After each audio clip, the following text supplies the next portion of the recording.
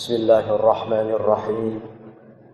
السلام عليكم ورحمة الله وبركاته. إن الحمد لله نحمده ونستعينه ونستغفره ونتوب إليه ونعوذ بالله من شرور أنفسنا وسيئات أعمالنا من يهد الله فلا مضل له ومن يضلل فلا هادي له.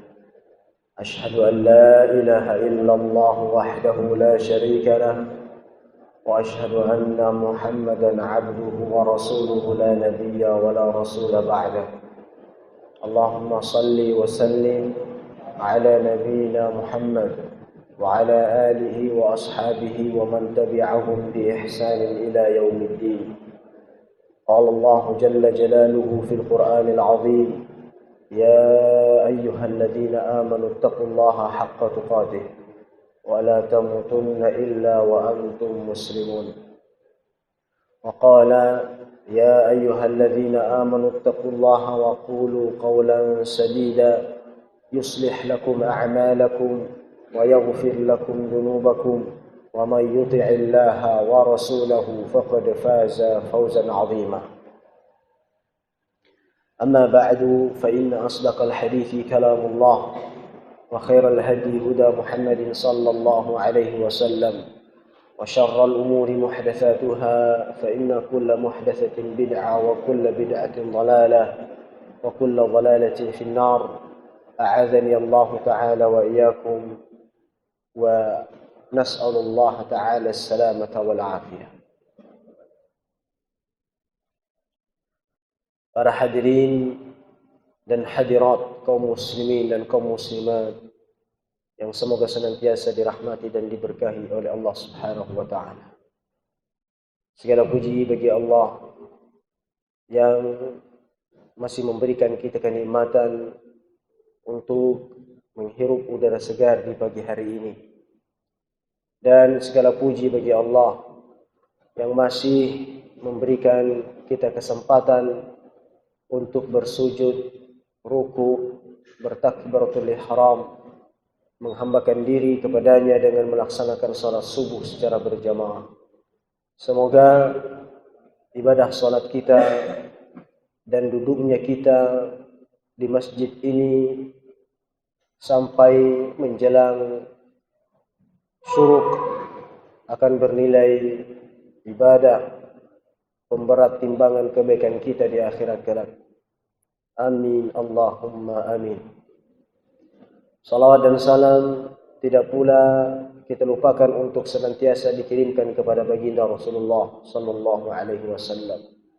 Allahumma salli ala Muhammad wa ala ali Muhammad kama sallaita ala Ibrahim wa ala ali Ibrahim innaka Hamidum Majid. Allahumma barik ala Muhammad wa ala ali Muhammad kama barakta ala Ibrahim wa ala ali Ibrahim innaka Hamidum Majid. Para hadirin dan hadirat yang dirahmati Allah Subhanahu wa taala, kembali kita akan melanjutkan materi kajian kita pada pagi hari ini yang insyaallah materi tentang poin ketiga yang membatalkan Islam dan membatalkan agama atau membatalkan iman, yaitu seputar asyirku billah, berbuat syirik kepada Allah Subhanahu wa taala. Di mana beberapa pertemuan yang lalu telah kita jelaskan pembagian syirik ada dua, yaitu asyirkul akbar wasyirkul asghar. Ada syirik besar dan ada syirik kecil. Syirik besar akan membuat seseorang keluar dari agama Islam dan akan mengekalkan dirinya ke dalam api neraka wal-'iyadzu billah. Adapun syirik kecil tidak demikian. Namun meskipun namanya kecil tapi merupakan dosa besar. Namanya syirik kecil tetap adalah dosa besar kepada Allah Subhanahu wa taala. Dan syirik kecil ini dibagi menjadi dua. Asyirkul zahir wasyirkul khafi. Syirik yang zahir yang nampak atau yang kelihatan berupa lafaz-lafaz atau perbuatan. Nah, jadi syirik kecil dibagi menjadi dua. Ada yang nampak atau zahir, ada yang khafi, syirik yang tidak nampak. Syirik yang nampak seperti alfaz wa af'al, ucapan dan perbuatan.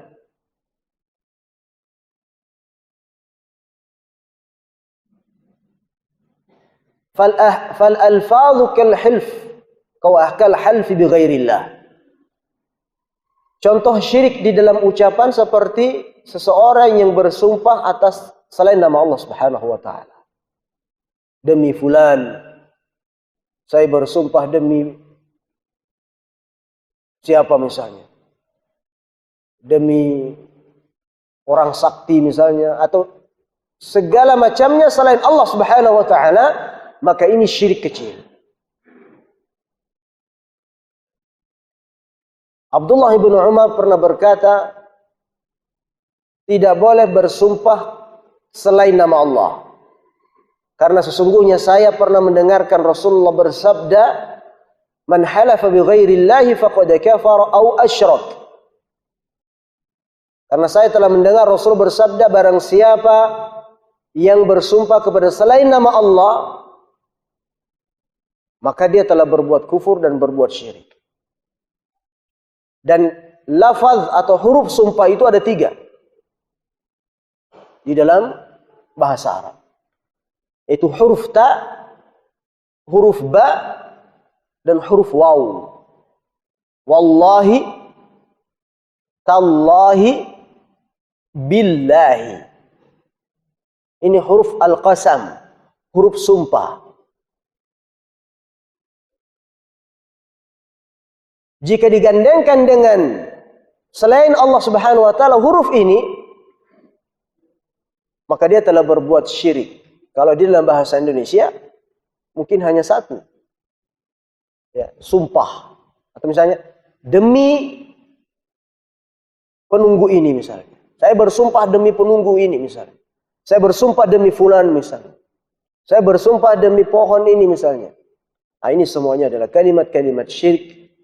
Ya, atau kalimat-kalimat kufur sebagaimana dijelaskan oleh Rasulullah sallallahu alaihi wasallam. Wa qaulu ma sya'allah wa syi'ta, atau perkataan demi atau perkataan kalau Allah menghendaki dan engkau menghendaki. Ini juga kalimat syirik. Mana bentuk kesyirikannya? Adalah menjadikan Allah selevel dengan makhluknya. Demi atau kalau Allah menghendaki dan, ini yang bermasalah huruf dannya ini, wawnya ini. Masya Allahu wa syi'ta. Wawnya ini yang menjadi masalah. Karena waw berarti dan, yang menunjukkan level, sama. Kalau Allah menghendaki dan engkau menghendaki. Ini kalimat syirik. Kalau bukan karena Allah dan bukan karenamu, ini kalimat syirik. Wassawabu an yuqal, dan yang benar adalah Masya Allahu thumma fulan. Kalau bukan karena kehendak Allah, kemudian kehendak fulan misalnya, maka ini tidak menjadi masalah. Karena kemudian tidak berarti menyamaratakan atau menjadikan Allah selevel dengan makhluknya.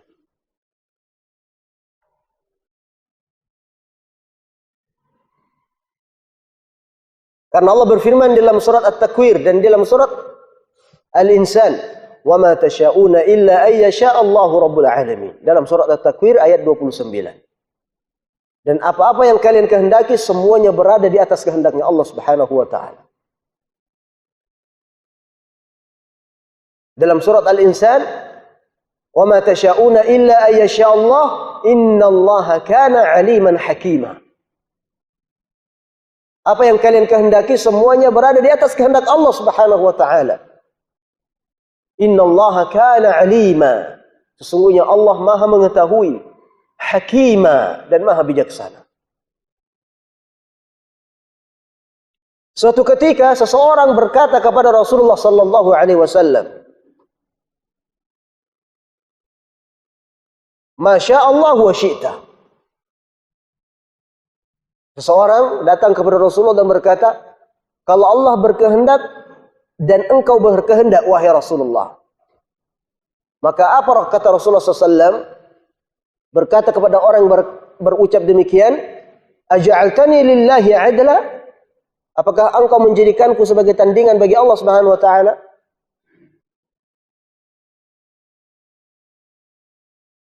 Apakah engkau menjadikanku selevel dengan Allah Subhanahu wa taala? Bal ma syaa Allah wahdah. Kata Rasulullah, semuanya atas kehendak Allah Subhanahu wa taala semata-mata. Jadi kalimat dan atau waw di dalam bahasa Arab ini menunjukkan kalimat syirik ketika kita menggandengkan atau mensejajarkan Allah dengan makhluknya. Kalau Allah berkehendak dan engkau berkehendak, ini sangat tidak dibenarkan dan dibolehkan ucapan-ucapan ya di dalam keseharian kita. Kemudian adapun bentuk kesyirikan di dalam perbuatan banyak sekali. Di antaranya adalah lubsul halaqati wal khayt li raf'il bala'i aw daf'ihi. Memakai kalung atau memakai gelang atau memakai apa namanya di sini? Pinggang, tali pinggang dari benang-benang yang diyakini untuk menjaga sesuatu dari bala, dari sakit, atau meyakini bahwasanya kalung yang dipasang di leher, gelang yang dipasang di tangan, atau kadang di kaki, atau kadang di pinggang, semua hal ini tidak dibenarkan di dalam agama kita. Suatu ketika Rasulullah melihat bayi yang dipasangkan dengan hal-hal seperti ini, maka Rasulullah SAW mengatakan, "Inzah, lepaskan hal tersebut. Fa innahu la yaziduhu illa wahna." Karena sesungguhnya ini tidak akan menambah kepada anak ini kecuali akan menambah lemah.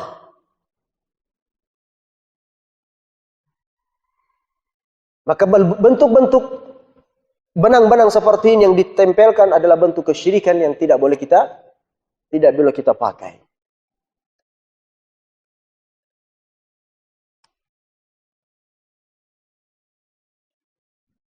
Kemudian yang kedua adalah asyirku al-khafi, syirik kecil atau syirik yang al-khafi, yang tersembunyi.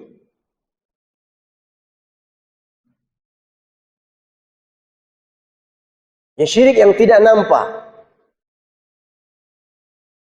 Atau syirik di dalam niat dan tujuan.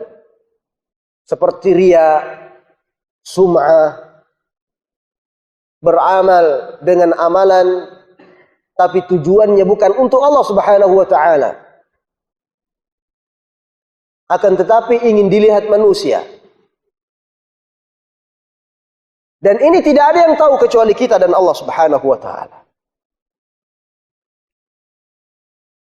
Hanya kita yang tahu dengan Allah Subhanahu wa taala tentang niat-niat kita masing-masing. Enggak ada yang tahu. Saya enggak tahu apa niat kita. Antum juga enggak tahu apa niat saya.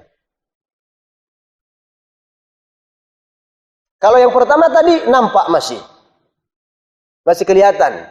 Pakai gelang, pakai jimat.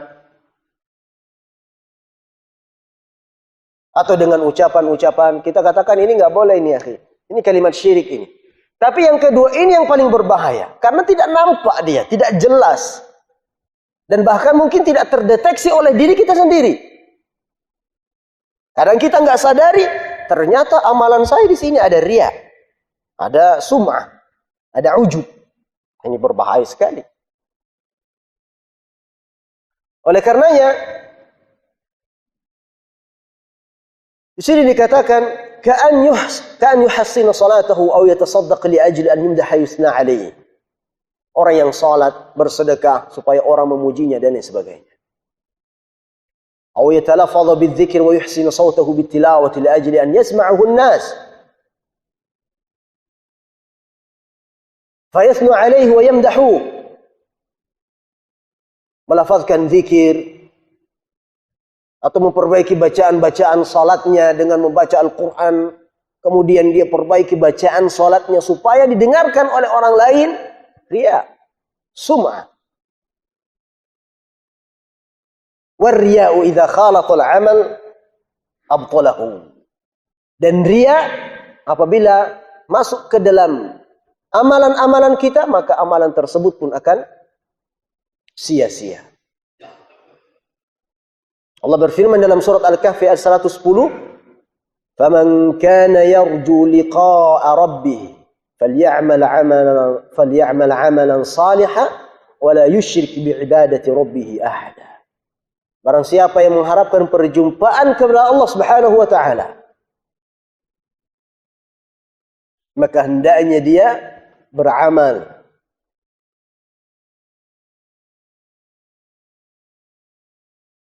dengan amalan yang saleh dan dia tidak berbuat syirik di dalam ibadahnya kepada selain Allah Subhanahu wa taala. Maka ini penting sekali untuk kita perhatikan para jemaah yang dirahmati Allah Subhanahu wa taala. Yang paling utama adalah memperhatikan niat-niat kita. Tujuan beramal.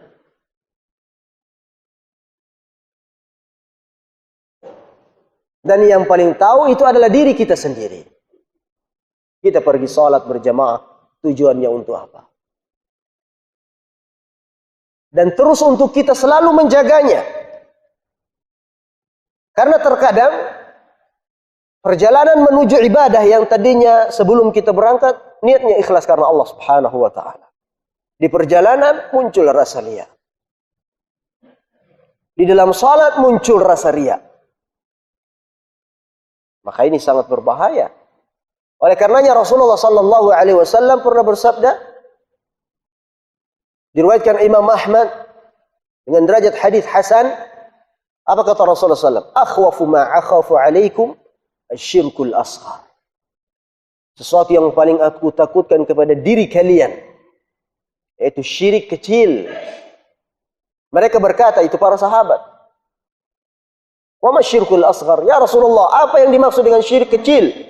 Qala ar-riya. Itu adalah riya. Allahul musta'an. Ini Rasulullah sallallahu alaihi wasallam berkata kepada para sahabatnya yang tidak diragukan lagi bagaimana tauhid dan iman daripada para sahabat. Yang tidak diragukan lagi bagaimana amal ibadahnya para sahabat. Namun ternyata Rasulullah mengatakan, saya yang takutkan kepada kalian itu adalah syirik kecil. Bagaimana dengan nasib kita? Bagaimana dengan perkara kita semuanya yang hidup di zaman fitnah yang luar biasa?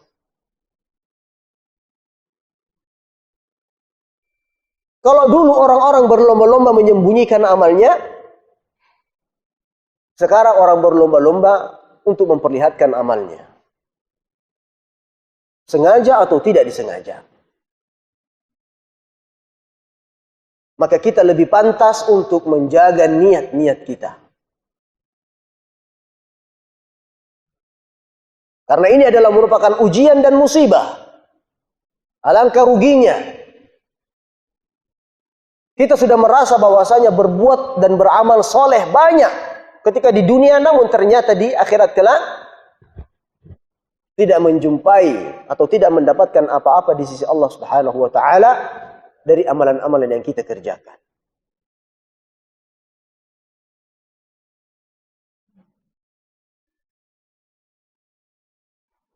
Dan bahkan dalam riwayat lain Rasulullah SAW bersabda, sesuatu yang paling ditakutkan oleh Rasulullah SAW, 'Alaihi Wasallam, lebih daripada takutnya kepada Masih Dajjal, Dajjal fitnah yang luar biasa. Yang kita dianjurkan untuk berlindung di akhir daripada setiap salat kita berdoa dengan 4 hal. Allahumma inni a'udzubika min adzabi jahannam, wa min adzabil qabr, wa min fitnatil masiihid dajjal, wa min fitnatil mahya wal mamat. 4 hal ini dianjurkan kita berlindung untuk kita baca di akhir daripada salat kita, sebelum salam atau di saat tatkala kita sedang sujud. Masih Dajjal di antaranya. Tapi ternyata Rasulullah mengatakan, saya lebih takutkan kepada kalian terjadi sesuatu daripada takut saya kepada Al-Masih Dajjal. Karena Masih Dajjal datangnya cuma sekali. Akan tetapi asyirkul khafi, syirik yang tersembunyi, syirik yang terselubung, yang kata Rasulullah sallallahu alaihi wasallam dalam sebuah riwayat dikatakan,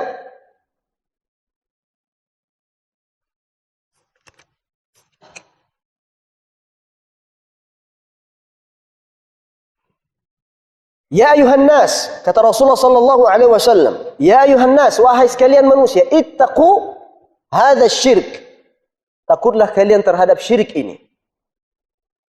Fa innahu akhfa min dabibi an-naml, karena lebih tersembunyi atau lebih tidak nampak daripada dabib. Dabib itu jejak, an-naml semut, jejak semut. Nampak kita jejak semut? Ada pernah melihat jejak semut? Semutnya saja kadang kita nggak lihat, apalagi jejaknya, bekas pijakannya. Sangat tersembunyi, sangat tidak nampak. Dan syirik khafi ini lebih daripada itu. Akhfa min dabibin naml.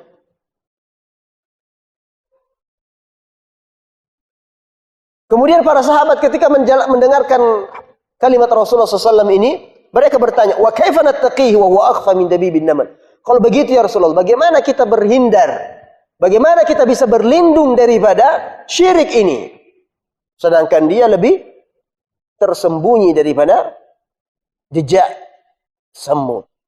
Maka kata Rasulullah sallallahu alaihi wasallam, qulu, berucaplah kalian atau berdoalah kalian, Allahumma inna na'udzubika min an nusyrika bika syai'an na'lamuhu wa nastaghfiruka lima la na'lamu. Berdoalah dengan doa ini. Allahumma inna na'udzubika min an nusyrika bika syai'an na'lamuhu wa nastaghfiruka lima la na'lam. Ini doa luar biasa. Ya, selain doa ya muqallibal qulub, tsabbit qalbi ala dinik. Ini doa yang sering diucapkan oleh Rasulullah SAW. Ketika istri-istri baginda Rasulullah SAW ditanya, ketika Rasulullah berada di rumah, doa apa yang sering diucapkan? Kata istrinya, Ummahatul Mukminin, beliau senantiasa berdoa, ya muqallibal qulub, wahai zat yang maha membolak-balikkan hati, tsabbit qalbi ala dini, tetapkan hati hamba di atas agamamu.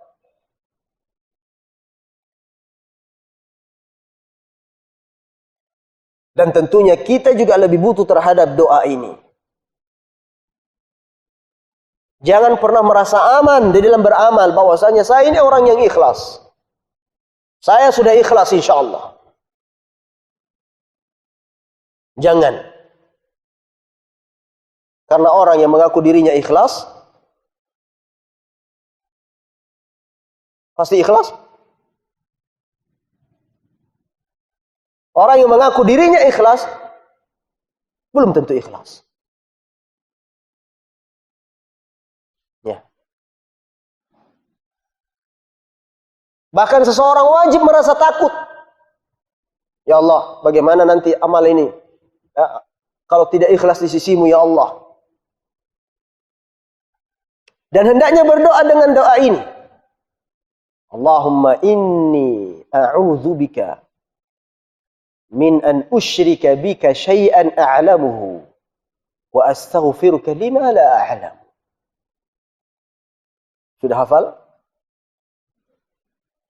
Belum? Atau baru dengar doa ini?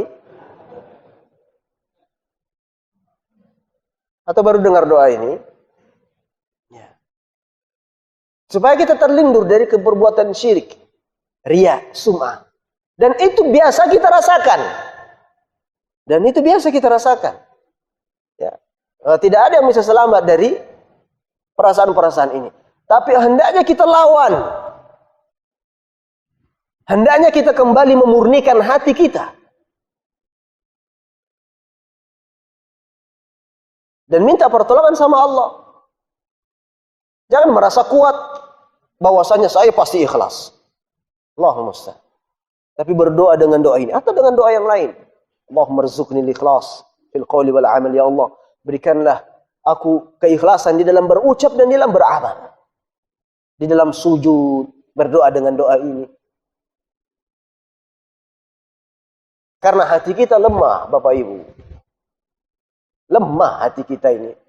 Hati kita tidak seperti hatinya para sahabat. Jauh, jauh dan sangat jauh. Namun ternyata Rasulullah lebih takut terjadi kepada para sahabatnya. Bagaimana dengan kita? Bagaimana dengan kita? Yang fitnah, ujian menyambar-nyambar setiap hari.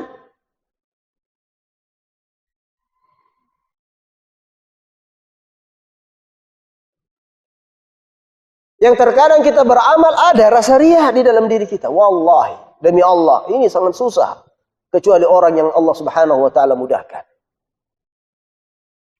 Maka tatkala merasa susah untuk menjaga keikhlasan, seharusnya lebih pantas dan harusnya lebih banyak berdoa dengan doa ini.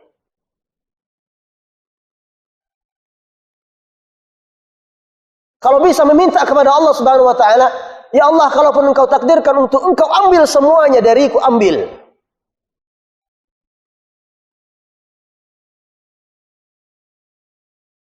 Ya Allah, engkau menghendaki hartaku, ambil ya Allah. Ambil semuanya.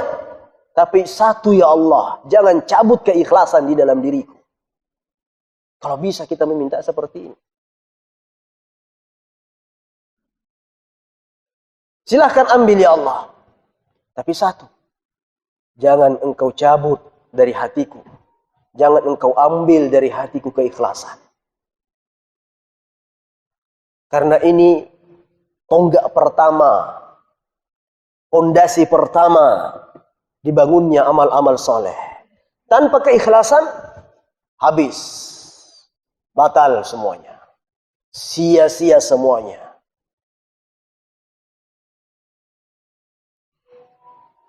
Dan kata Imam Ibnul Qayyim rahimahullah, riya itu meskipun sedikit tetap membatalkan amalan. Anda apa-apa Ustaz, sedikit cuma riyanya. Tidak banyak kok. Tetap batal. Mau riya dilihat oleh orang 100, sama mau dilihat oleh satu orang, sama-sama riya. Sama-sama riya. Mau dilihat oleh orang pejabat, mau dilihat oleh orang rakyat biasa, mau dilihat oleh orang kaya, mau dilihat oleh orang-orang miskin, sama saja statusnya. Riya ya tetap riya. Statusnya bagaimana? Batal amalannya. Maka tidakkah kita lebih takut dengan seperti ini? Tidakkah sesuatu yang harus kita jaga adalah hati kita? Hati kita. Para jamaah dirahmati Allah Subhanahu wa ta'ala. Maka baca doa ini terus. Allahumma inna na'udzubika min an nusyrika bika syai'an na'lamuhu wa nastaghfiruka lima la na'lam. Ya Allah, kami berlindung kepadamu dari berbuat syirik. Sementara kami ketahui dan kami memohon ampun kepadamu terhadap sesuatu yang tidak kami ketahui. Jadi kita berlindung dari sesuatu amalan syirik yang kita ketahui. Oh, ternyata di sini ada riya. Saya beramal di sini supaya dilihat orang. Saya beramal di sini supaya dipuji orang. Kita berlindung kepada Allah Subhanahu wa taala dari prasangka-prasangka seperti ini. Kita berlindung kepada Allah dari niatan-niatan busuk seperti ini. Dan sesuatu yang tidak bisa kita ketahui, ya terkadang manusiawi, lupa, khilaf, hati kita lemah. Terkadang mungkin dalam keadaan sholat kita mau dilihat orang, mau didengar orang, kita meminta ampun dan memohon maghfirah dari Allah Subhanahu wa taala. Maka doa ini luar biasa. Doa ini luar biasa. Allahumma inna na'udzubika min an nusyrika bika syai'an na'lamuhu wa nastaghfiruka lima la na'lam. Sudah hafal, Bapak? Hah? Belum? Yang bisa mencatat, dicatat. Ya. Di-share di grup. Kasihan yang nggak ada grup di sini. Ya. Yang bisa mencatat, dicatat. Saya ulangi lagi. Allahumma inna na'udzubika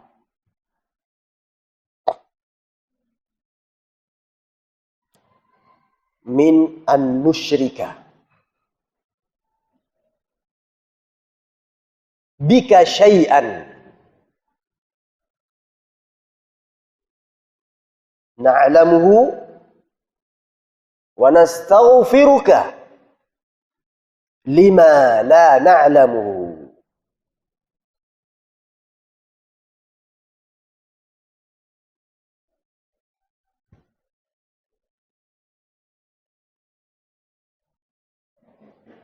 Bapak Ibu, selesai dari kajian ini, hafal doa ini itu sudah luar biasa.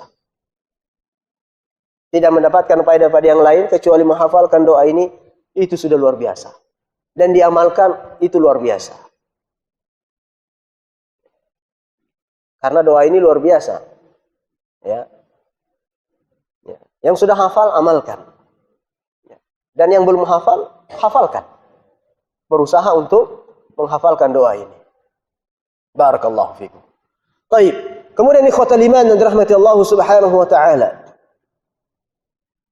Al-farq baina asy-syirk al-akbar wa asy-syirk al-asghar. Perbedaan antara syirik besar dan syirik kecil. Ada beberapa perbedaan yang mendasar tentang syirik besar dan syirik kecil. Yang pertama adalah asy-syirkul akbar yukhriju minal millah. Syirik besar mengeluarkan seseorang dari agama. Syirik kecil tidak. Ini yang pertama. Syirik besar mengeluarkan seseorang dari agama Islam. Adapun syirik kecil tidak. Tidak mengeluarkan dari agama, namun itu menjadi dosa besar. Yang cukup untuk menjerumuskan seseorang di dalam api neraka, wal'iyadzu billah.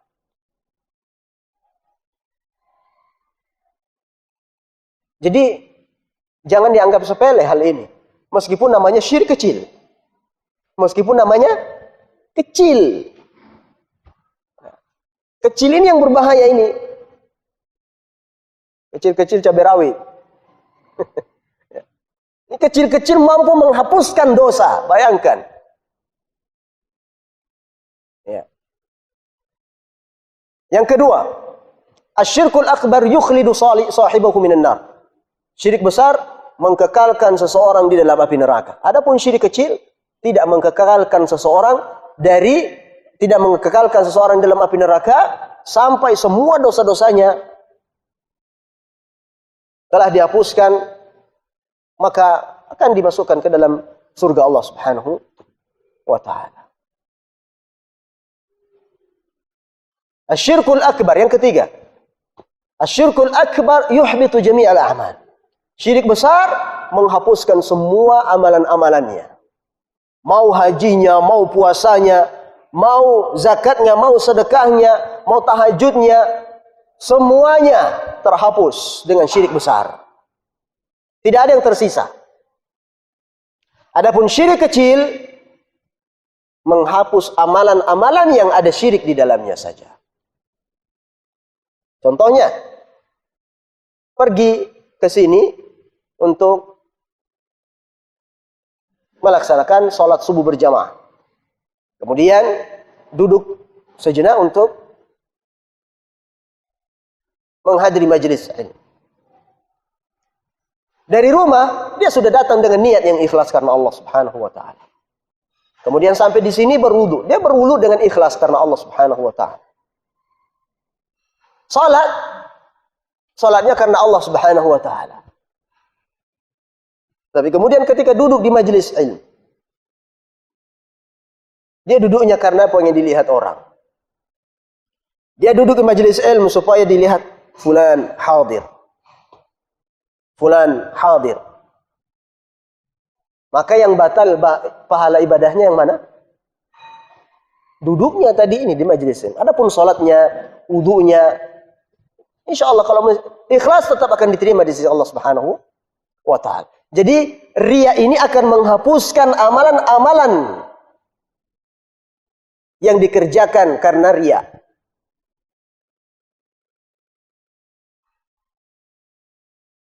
Yang keempat, asyirkul akbar yubihud dam wal mal. Syirik besar ini menghalalkan darah dan harta. Allahumma musta'an. Jadi perbuatan syirik ini, kalau dalam hukum-hukum syariat itu, boleh dibunuh. Orang yang keluar atau yang berbuat syirik boleh dibunuh. Makanya Bapak Ibu, pelaku-pelaku sihir, dukun-dukun di sana di Arab Saudi yang berpegang teguh dengan hukum Islam, itu apa? Dipenggal. Ya. Dukun-dukun di sana, kisos. Apa kisosnya? Potong leher. Kalau kita di Indonesia, dukun malah dilindungi. Malah dilegalkan. Bahkan ada dukun Nusantara. Perkumpulan dukun Nusantara. Hah? Ya. Persatuan paranormal. Bukan paranormal, Pak. Para tidak normal. Nah, ini musibah. Musibah. Maka nggak heran kalau misalnya terjadi musibah di mana-mana. Karena apa? Kesyirikan kita biarkan terjadi di mana-mana. Dan ini tugasnya kita semuanya. Bukan hanya tugasnya para da'i.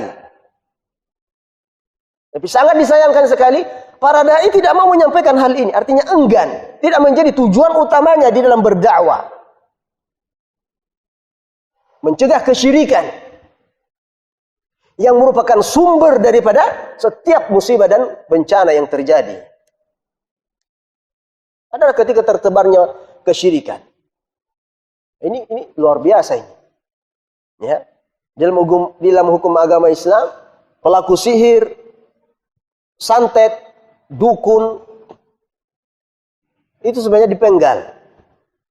Tapi di Indonesia malah dikasih wadah. Ya, di negara kita malah dikasih wadah. Resmi lagi. Tidak bisa kita ganggu gugat. Allahumma musta'an. Nah, kemudian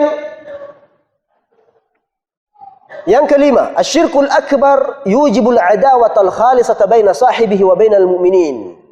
Fala yajuzu lil mu'minina mahabbatahu wa muwalatahu walau kana aqrab qaribin. Ini adalah bentuk wala dan baroknya kita. Tidak boleh pelaku syirik besar untuk kita berkasih sayang dengannya.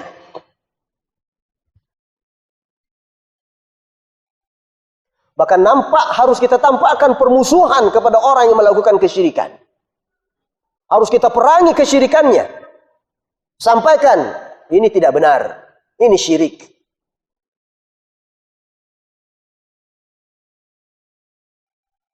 Bukan malah justru bergandengan tangan dan kemudian saling berkasih sayang atau kemudian bekerja sama dan lain sebagainya. Meskipun itu adalah karib dekat kita, keluarga dekat barangkali. Karena yang membedakan di sini adalah iman. Yang membedakan kita di sini adalah tauhid. Adapun pelaku riya misalnya tidak menjadi masalah. Ya, kalau pelaku syirik besar, yujibul adawatal khalisata baina sahibihi wa bainal mu'minin. Harus ditampakkan ya bahwasanya kita tidak suka dengan perlakuannya. Kita tidak senang dengan perbuatan syiriknya kepada Allah Subhanahu wa taala. Adapun syirik kecil, ya, maka tetap kita berhubungan, tetap kita bermuamalah dengan baik, ya, dan tetap kita berhusnuzan kepada orang-orang melakukan riya, beramal dengan riya, karena itu tidak bisa kita ketahui, tidak bisa kita deteksi bahwasanya orang ini sedang melakukan riya, ya, dan lain sebagainya. Nah, kemudian atharus sayyi'ati lisyirki 'ala al-fardi wal mujtama'. Pengaruh buruk atau efek buruk terhadap perbuatan syirik baik untuk perorangan ataupun untuk masyarakat atau lingkungan. Apa efeknya dari perbuatan syirik ini? Apa pengaruhnya di dalam kehidupan manusia? Yang pertama, ibadatun nasi ba'duhum li ba'd dun Allah, wa hadha hattun min karamati al-insan wa ihanatan lahu bil idlali bi idlalihi liman la yastahiqqu al-ibadah.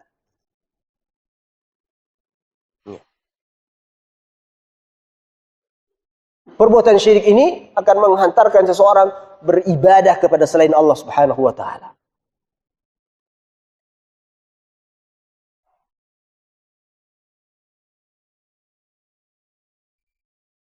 Atau terkadang bahkan perbuatan syirik ini menghantarkan seseorang mengagungi manusia lebih daripada kodratnya.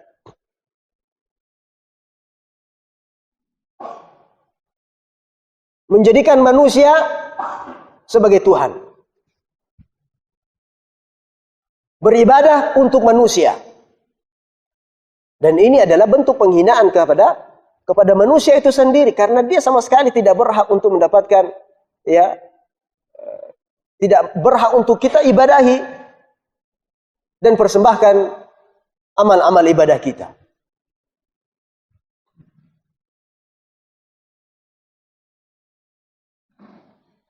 Lebih ironisnya lagi, ya, ketika seseorang menyembah sesuatu yang sangat-sangat tidak pantas. Kalau di sini dikatakan beribadah, ya, manusia beribadah kepada manusia, ya, dan ini terjadi. Dan yang lebih parah lagi, beribadah kepada sesuatu yang sangat hina.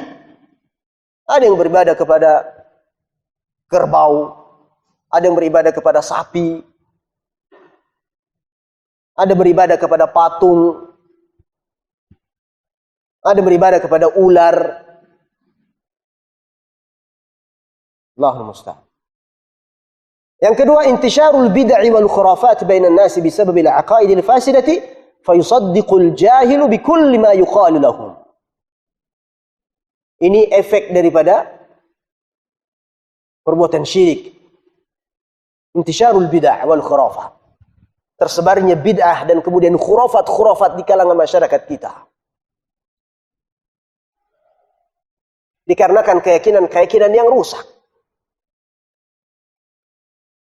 Sehingga orang-orang bodoh pun sangat gampang untuk menerima informasi. Apalagi yang berkaitan tentang keyakinan itu sangat gampang mereka dipengaruhi. Orang-orang yang bodoh, orang-orang yang tidak belajar tauhid. Apa yang dikatakan kepada mereka sangat-sangat gampang diterima. Bahkan kalau kita perintahkan untuk makan kotoran, mungkin mau dia. Yang penting dia mendapatkan sesuatu dari keyakinan tersebut. Khurafat ini banyak juga tersebar di masyarakat kita. Apa contoh khurafat misalnya? Banyak sekali Bapak Ibu rahmatullah Allah Subhanahu wa taala. Contohnya misalnya ada burung gagak. Gagak hinggap di atas rumah orang. Kemudian dia berkicau. Oh, pasti orang akan bilang, oh, Ada yang mau meninggal ini. Betul nggak? Ada lagi? Banyak sekali. Termasuk khurafat adalah ketika seseorang mengatakan, oh, telapak tangan saya gatal ini. Kayaknya mau terima uang ini. Ada yang seperti itu? Khurafat. Apa hubungannya tangan dengan uang? Gatal tangan mungkin karena bakteri banyak di situ, Pak. Bukan mau nerima uang. Berkedip matanya sebelah misalnya. Kalau sebelah kanan, kedipan mata sebelah kanan kadang mengatakan, oh saya mau dapat sesuatu yang bahagia ini. Kalau yang kiri, oh kayaknya mau menangis ini. Sehingga apa? Psikologinya terganggu. Dia sudah menunggu-nunggu apa yang akan dia dapatkan ini. Ya, akhirnya merasa sedih. Akhirnya merasa was-was, khawatir, dan lain sebagainya. Ini disebabkan karena akidah yang rusak.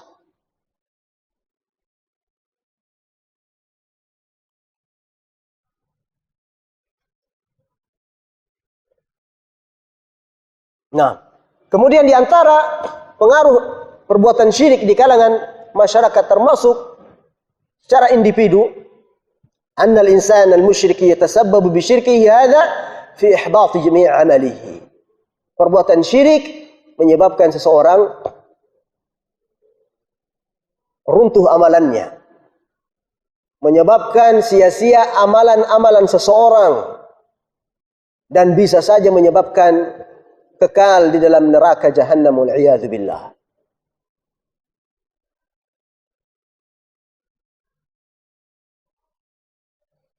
Yang kelima. Yang keberapa, Pak? Yang keempat. Annahu wasilatun li akli amwalin nasi bil batil min qibli sadnati al-adrihati wal musyahada wal awthan wa ghairihim min ahli al-fitnati alladhina yuzayyinun lin-nasi asy-syirk wal fasad. Di antara efek kesyirikan adalah menjadi sebuah wasilah untuk memakan harta orang dengan cara yang batil.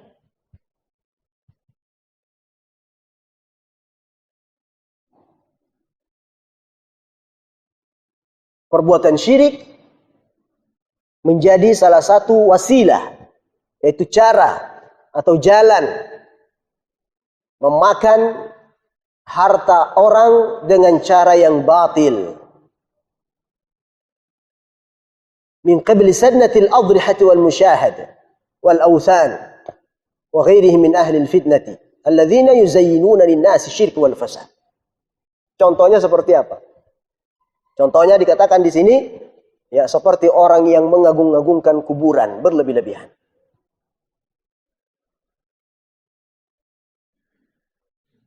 Kuburan dibangun.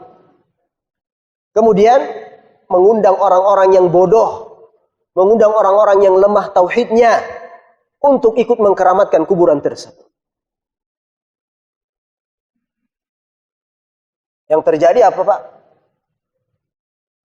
Biasanya tempat-tempat seperti ini itu kota infaknya besar. Kota infaknya besar. Ya. Kalau kotak Masjid Amalnya kecil di depan tuh, Pak. Warna hijau. Biasanya tempat-tempat pengagungan keramat daripada kuburan-kuburan seperti ini itu hampir setiap pintu ada kotak infak. Di mana setiap pengunjung itu nggak tanggung-tanggung mereka. Nggak tanggung-tanggung. Menggerogoti kantong mereka untuk memasukkan ke dalam infak. Yang penting dengan tujuan apa? Hajat saya bisa terpenuhi. Apalah artinya 100.000 kalau bisa diganti dengan 10 juta.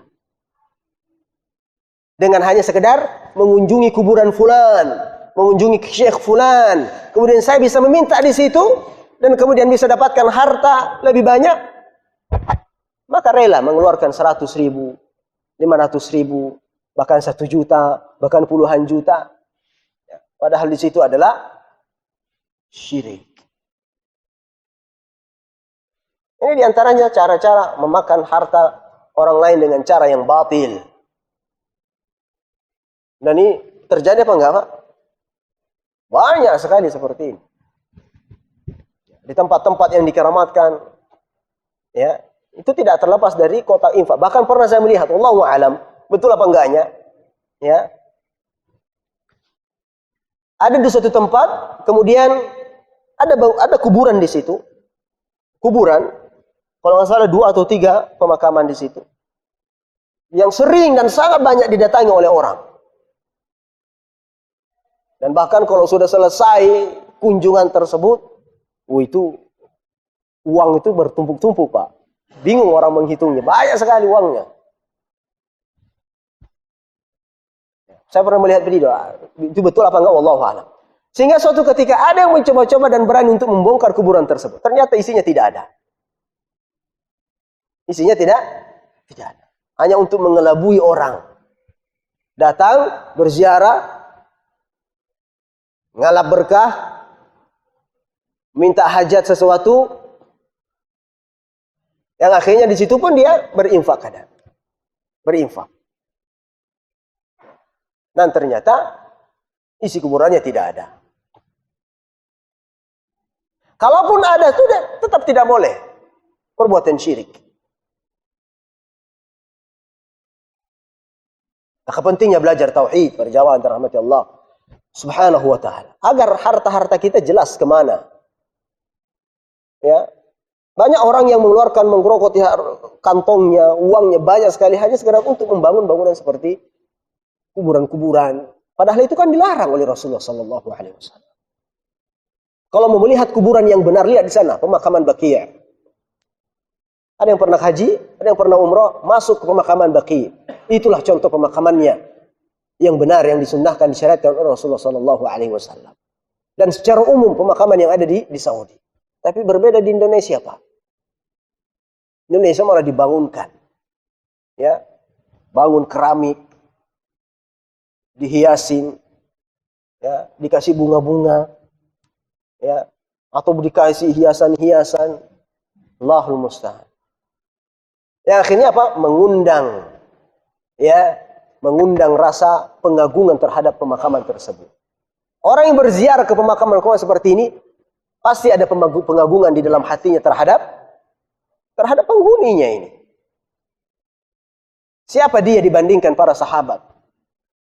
Utsman, Hamzah bin Abdul Muttalib. Bahkan di pemakaman Uhud, syuhada Uhud yang ada di Madinah sana, kalau Bapak berkunjung ke tempat terjadinya perang Uhud, di mana di sana ada pemakaman para syuhada yang sekitar 70 sahabat dimakamkan. Bapak tidak akan bisa tahu mana fulan, mana fulan, mana fulan. Mana pemakamannya Hamzah bin Abdul Muttalib? Tidak ada yang tahu, Pak. Batu biasa, seperti biasa sekali.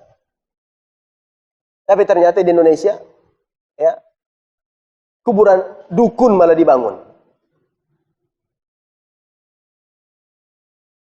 Ini pentingnya kita bertauhid, pentingnya kita mempelajari akidah yang benar. Mau mencontoh bentuk-bentuk kuburan, kembali ke sana. Kembali ke Madinah. Yang pernah haji Bapak Ibu silakan masuk ke pemakaman Baqi'. Lihat bagaimana. Dan itu sudah ada dalilnya dari Rasulullah. Semuanya mengikuti hadis dan riwayat sabda-sabda Rasulullah sallallahu alaihi wasallam. Karena itu adalah wasilah untuk menghantarkan orang berbuat syirik. Dan itu benar. Coba lihat. Ketika kuburan sudah mulai dibangun, ketika kuburan sudah mulai dikasih penerangan, ketika kuburan sudah mulai dihiasi, itu akan mengundang pengagungan di dalam hati-hati orang-orang yang lemah imannya. Akhirnya apa? Lebih mengagungkan kuburan daripada masjid. Masuk masjid biasa-biasa saja. Tapi ketika masuk kuburan, tunduk dia. Bahkan ada sampai merungkuk-rungkuk begini. Karena takut kepada penghuni kuburan. Nanti kualat kamu. Hati-hati. Mana penghuni kuburan bisa kualat kamu. Sial 7 turunan nanti. Ini kan sudah terbalik ini. Tapi diajak ke masjid, Allahu Akbar, Allahu Akbar. Dia yang paling jauh. Kenapa? Tauhidnya yang tidak benar. akidahnya yang tidak benar. Dan ini merupakan jeratan-jeratan setan menggoda manusia untuk melakukan sesuatu bagaimana bisa jauh dari Allah Subhanahu wa ta'ala. Nah, kemudian annal mujtama' berikutnya di antara efeknya adalah annal mujtama' alladhi yantashiru fihi asy-syirk yamtalu bil fawahish wal ma'asi wal dhulm. Li'annahu idza kana qad samaha lisyirk بالتفشي فيه والانتشار فلن يمنع ما دون الشرك من كبائر المفاحش وانواع الظلم. Ketika kesyirikan muncul, maka perbuatan-perbuatan keji maksiat yang lain pun akan muncul. Kalau syirik saja sudah tidak diperangi, maka bagaimana dengan kemaksiatan-kemaksiatan yang lain? Kalau perbuatan-perbuatan syirik saja dibiarkan, maka dengan perbuatan maksiat yang lain pun akan mudah untuk dibiarkan. Maka tidak heran terjadi musibah di mana-mana. Longsor, gempa, banjir, tsunami. Itu bisa disebabkan karena perbuatan syirik di situ sudah merajalela. Sudah tidak bisa dibendung lagi. Dan coba lihat. Ketika ada perbuatan-perbuatan syirik di suatu tempat, maka kemaksiatan yang lain pun pasti ada. Dan dibiarkan.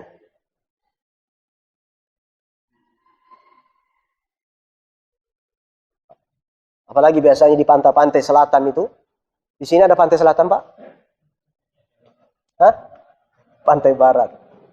Kalau di Jawa sana itu, Pak, luar biasa itu di pantai selatan. Karena ada keyakinan, apa? Nyi Roro Kidul yang memiliki kekuatan.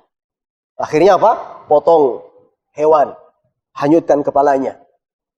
Ya, buat nasi-nasi tumpeng, pisang, ayam, apa segala macamnya, hanyutkan ke laut. Supaya Nyi Roro Kidul tidak marah. La haula wala quwata illa billah. La haula wala quwata illa billah. Inilah rusaknya, karena nggak paham akidah. Jangan berdalilkan karena ini sudah menjadi budaya, Ustaz. Budaya tidak menjadi masalah ketika tidak bertentangan dengan syariat.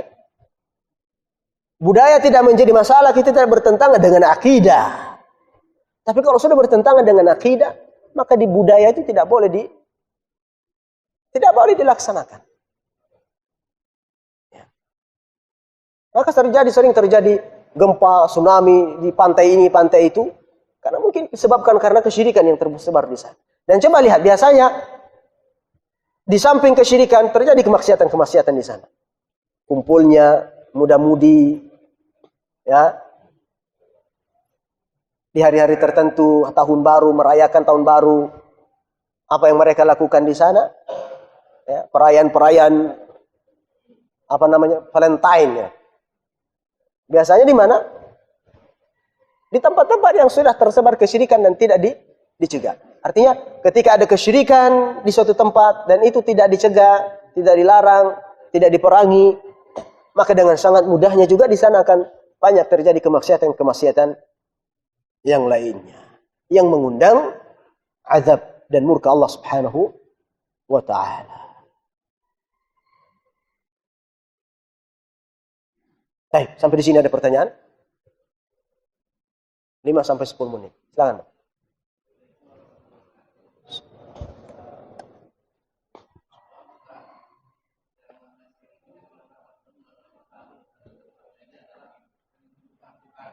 Ya?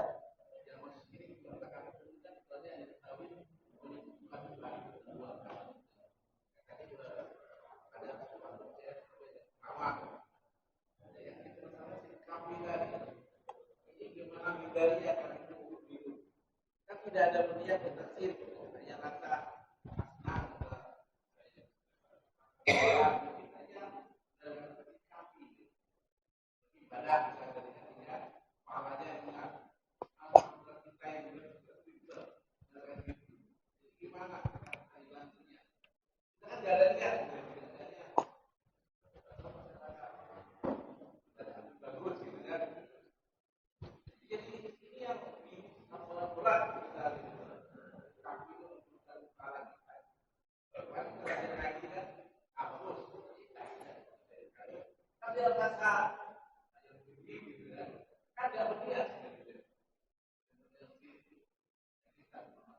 Baik. Yang pertama, cara menghilangkannya, cara menghindar darinya adalah senantiasa memperbaiki hati dan berdoa kepada Allah Subhanahu wa taala. Perbaiki dulu niatnya. Ya. Setelah kita memperbaiki niat, terus berdoa kepada Allah dengan doa tadi yang kita bacakan. Sebagaimana Rasulullah SAW mengatakan, wahai sekalian manusia, takutlah dengan syirik tersembunyi. Para sahabat bertanya, kalau dengan demikian, saking tidak terlihatnya, lebih daripada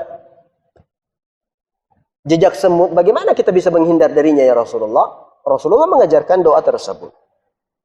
Ya, karena memang wajar sekali, kadang ada rasa manusiawi. Ya. Tapi tidak boleh kita jadikan itu berlarut-larut sehingga hati kita pun melenceng dari tujuan utama untuk Allah Subhanahu wa taala, akhirnya menjadi untuk manusia, untuk dilihat, untuk didengar dan lain sebagainya. Jadi solusinya adalah perbanyak beribadah dan perbanyak berdoa kepada Allah Subhanahu wa taala. Ya, perbanyak berdoa kepada Allah Subhanahu wa taala. Wallahu taala alam.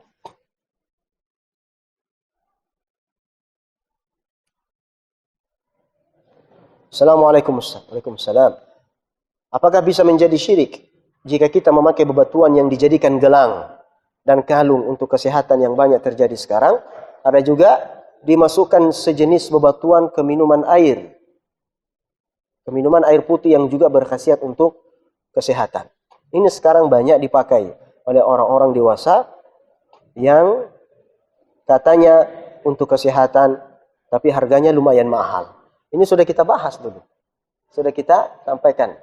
Ya, di mana ada memang batu-batuan yang katanya mengandung energi yang bisa menghilangkan penyakit-penyakit tertentu. Ya. Baik itu dijadikan sebagai kalung atau gelang dan lain sebagainya.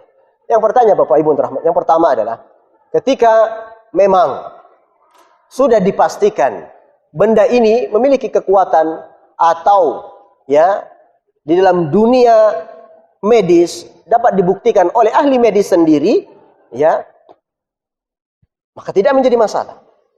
Akan tetapi kalau tidak ada kesepakatan para medis semuanya misalnya, hanya orang-orang tertentu saja, ya, yang akhirnya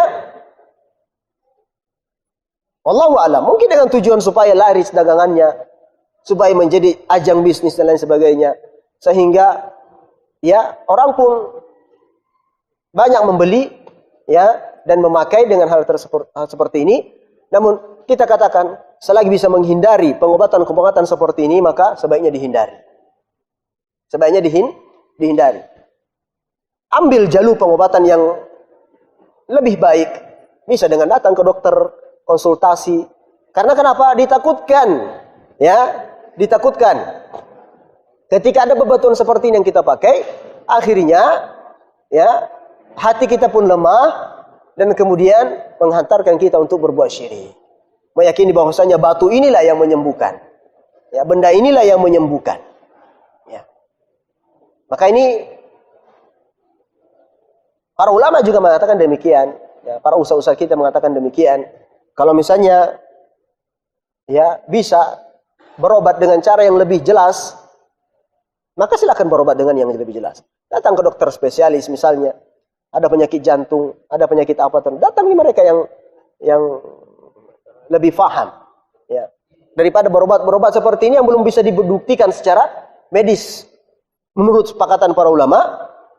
Dan kemudian ya bahayanya adalah bisa menghantarkan seseorang untuk ya meyakini benda-benda tersebut yang akhirnya membuat melenceng ya dari tauhid yang benar.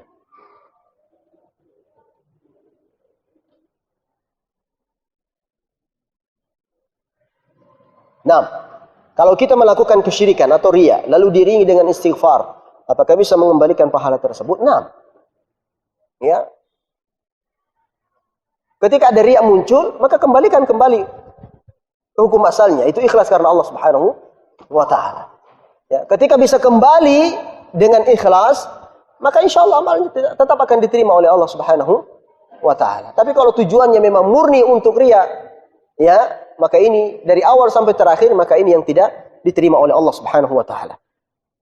Beribadah, di awalnya dia ikhlas, pertengahannya dia riya, kemudian di akhir dia berusaha untuk mengembalikan keikhlasannya. Maka insya Allah dengan tersebut, maka amalnya pun insya Allah akan diterima oleh Allah Subhanahu wa taala. Allah taala. Ada lagi?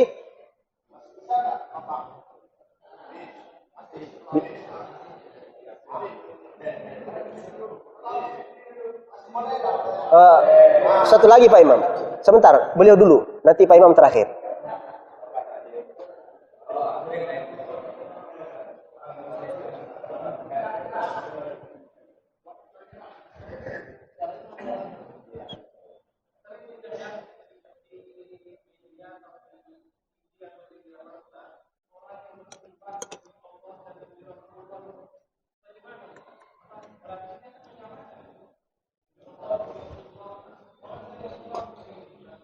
Tidak boleh. Bersumpah demi Allah, demi Rasulullah, tidak boleh. Bersumpah hanya dengan nama Allah. Wallahi billahi tallahi. Bersumpah dengan nama Allah dan dengan Rasulullah, ini sesuatu yang tidak dibolehkan. Cukup Pak ya? Satu lagi Pak Ibu.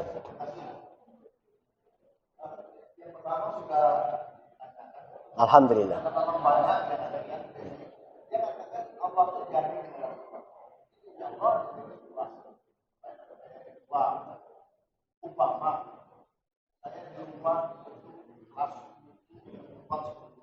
Ya.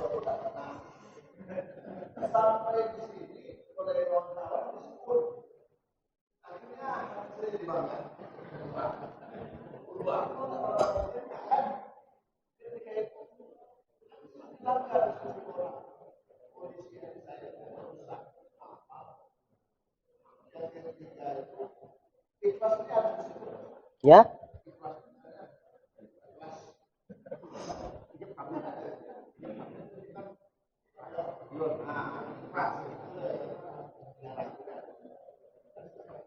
Baik.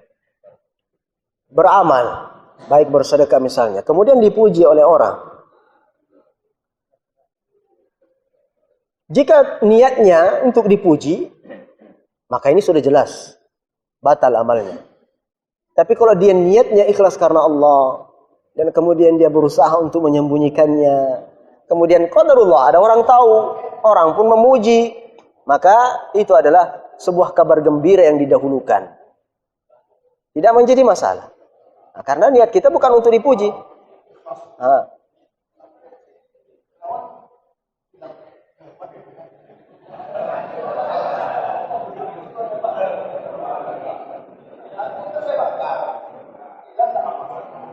Ya. Seharusnya tidak bangga. Ya. Ketika ada rasa bangga, kemudian merasa tersanjung, kemudian merasa, oh ya memang, salah jelas. Jadi berusaha untuk kita mengontrol hati kita meskipun dipuji oleh orang. Ya, meskipun dipuji oleh orang. Ya. Kalau orang memuji kita, ya berarti itu adalah kabar gembira yang didahulukan. Ya. Yang menjadi masalah ketika pujian tersebut mempengaruhi suasana hati kita.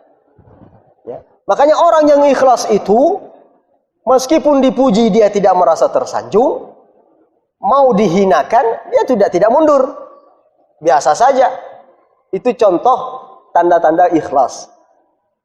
Seberapapun orang memuji kita, dia biasa saja. Seberapapun orang menjatuhkan kita, menghalangi kita, menghinakan kita, ya biasa saja. Jadi tetap suasana hati bisa kita jaga. Ya, suasana hati bisa dijaga. Ya. Dipuji ya langsung merah wajahnya. Ya, harus berusaha menepis hal-hal tersebut. Ya, jadi ketika dipuji, makanya Bapak Ibu jangan terlalu banyak memuji orang. Ya, tidak boleh terlalu bersering-seringan memuji orang. Oh kamu begini, karena itu bisa menjerumuskan dia. Bagaimana bentuk menjerumuskannya? Yang tadinya sudah ikhlas, ternyata kita puji, akhirnya jadi menjadi riya. Itu menjerumuskan apa enggak? Menjerumuskan. Ya, maka senantiasa meminta pertolongan kepada Allah Subhanahu wa taala. Oh, tidak perlu disebut. Saya menyumbang, saya ikhlas, Pak. Yang menentukan ikhlas itu yang di sana. Oh, kan.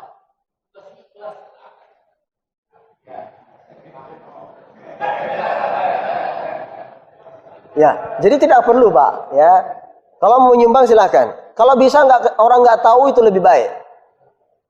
Ya, sembunyi-sembunyi saja. Makanya di cerita para salafus saleh itu banyak sekali mereka menyembunyikan amal-amal ibadah mereka. Ada salah satu sosok ya salafus saleh, mereka setiap malam menghantarkan gandum-gandum di setiap pintu-pintu orang. Pintu-pintu orang-orang miskin. Tidak ada yang mengetahuinya, ya, bahwasanya orang ini yang mengasih gandum setiap malam sampai beliau meninggal. Setelah meninggal baru ketahuan. Ya, kenapa? Nah, karena gandum tidak datang lagi. Oh, gandum nggak ada lagi ya di depan rumah ini. Siapa ini? Oh, fulan.